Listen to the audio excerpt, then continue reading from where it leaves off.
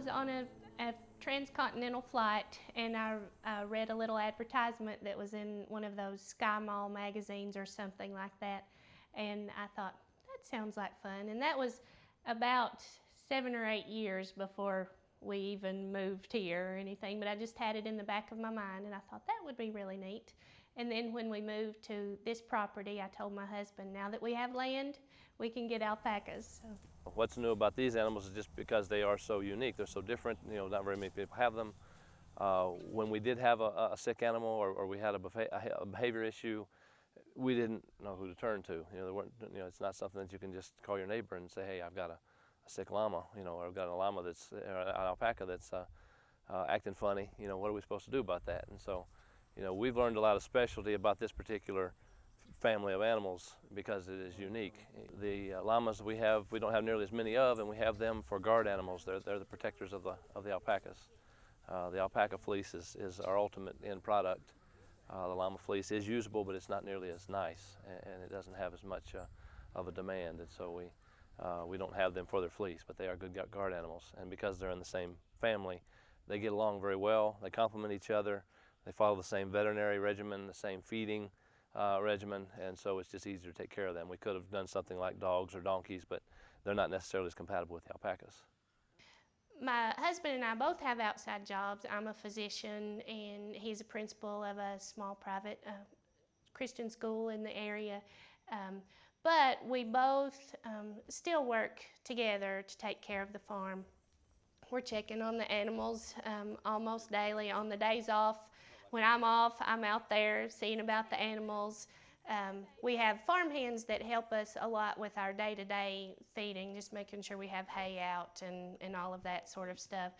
I call him the facilities guy, and he calls me the fiber gal. So he makes sure that our barns and our fences and waterers and everything as far as for housing and taking care of the alpacas is in working order. And then I was in charge of making sure that our shearer is here on which day, and then what we do with the fiber, getting it ready to go to the mill, and then deciding with our fiber consultant, Roxanne, who's our weaver. She's helped me so much decide which animals we're going to put together, their fiber to make which certain types of yarn. But I'm more of the fiber and the end product person, and he's more the infrastructure guy. Fiber is in high demand for a number of reasons, because it is very hypoallergenic. Unlike wool, which the sheep have an oil on their skin called lanolin, and some folks are allergic to that. This is a dry fleece. There's no oil on it. And then it also comes in 22 naturally occurring colors, at least. Those are 22 officially naturally occurring colors. And so you can get a wide variety of coloring without dyeing the fiber. And so other folks who are allergic to the dye can also wear alpaca and not worry about breaking out and having allergic reactions. Just as soon as those alpacas were unloaded at the house, it was an instant infection of fiber at our house. So we knew we had to do something. And in order to make it full circle, you need to.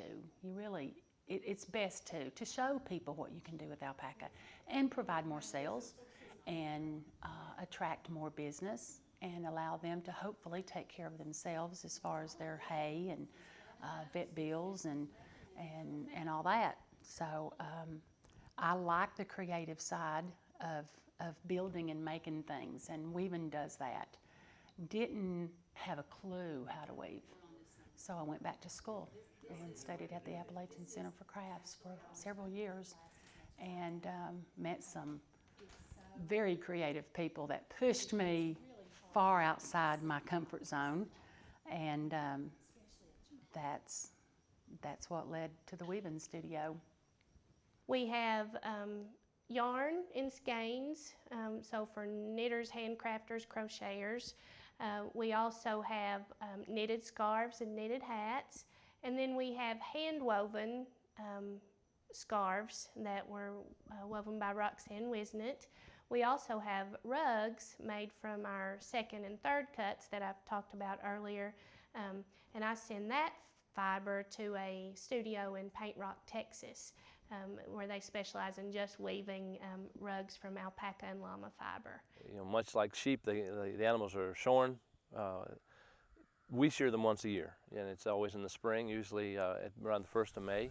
The animals spend the rest of the year growing their fleece, and so it's something that we do, and it makes them unique in their feeding regimen also, because we're not trying to bulk up the animals. So we feed them a very low protein diet. We're careful about what we feed them so that what they eat goes toward fiber production and not building up weight and mass, which not only would make them heavy and defeat the purpose, but it also makes their fiber coarser, so it's not as soft.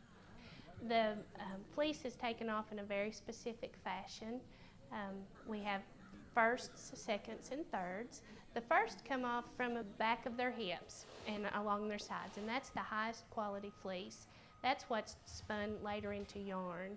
The seconds come from the neck and kind of the back part of the hips down to about the middle part of the leg. Those are called seconds, and we turn that into rugs or other things that don't need to be quite as soft as yarn does. And then you have thirds, which is the leg fiber and the belly hair and some of the head, top knot on the head, and that can be turned into insulation, horse blankets, weed mats, and stuffing for coats and pillows and stuff like that.